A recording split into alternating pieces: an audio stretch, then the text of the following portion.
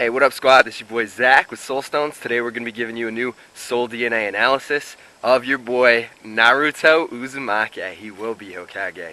For those of you who aren't sure what the SoulDNA is, basically it's your 7 personality traits that make you who you are. Why do you do the things you do? Why do you think the way you think and feel the way that you feel? So it's 7 traits. We'll go by them one by one. Naruto's first trait is his vibe, his chakra. He's solar plexus. You can see this in his drive to be a winner, mainly in the sense that he wants to be the Hokage, right?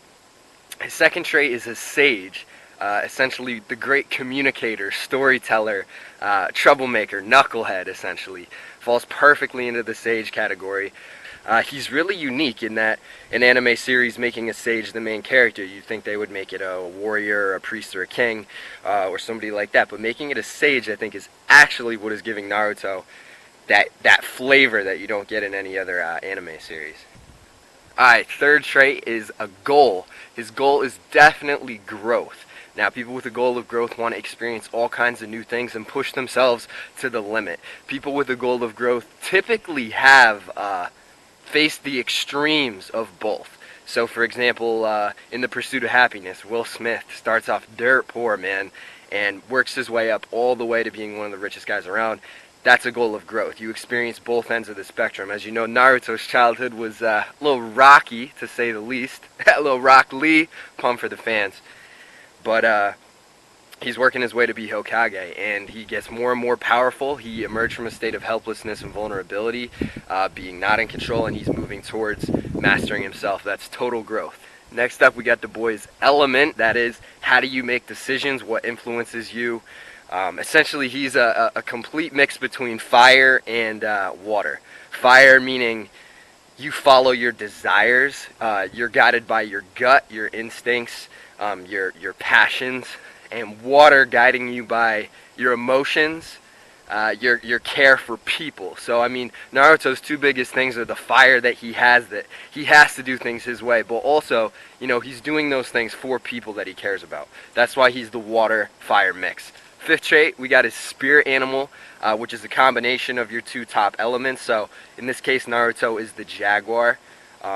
Gives you that extra flavor of intuitiveness, understanding other people, usually in an unusual way, and an intense way, which is totally Naruto, especially in his relationship with your girl, Sakura. 6th trait, now this is his most interesting trait, and it's one of the rarest traits there is. Your style. What is your mode? When you choose to act, what is the flavor? What is the energy of your action? Are you cautious? Are you reserved? Naruto, actually a lot like Donald Trump in this sense, acts in a mode of aggression. This means you can fly off the handle. Like, you can go from 0 to 110 real quick. So much intensity. You dive right into things, a lot of times without thinking them through.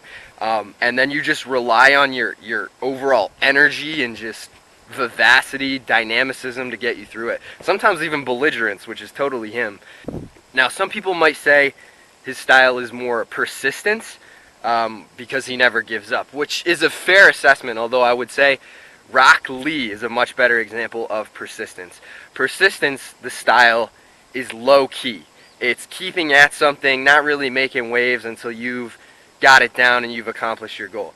Aggression, on the other hand, is anything but low-key. If somebody walks into a room with a mode of aggression, you know about it. Naruto is always the first guy to jump into in the fight, normally starting fights that, you know, probably didn't even need to happen, whereas Rock Lee, on the other end, persistence, just keeps at it. Alright, word. His 7th and final trait in his SoulDNA is your body type and your behavior type. So it's a mix, and it's we use the planets to represent that. He is probably a mix of Mars, which is the soldier planet, gives people a lot of energy, really influences the adrenal glands with the fight or flight response. And then his other mix might be solar, which is usually childlike, a little bit aloof, lighthearted.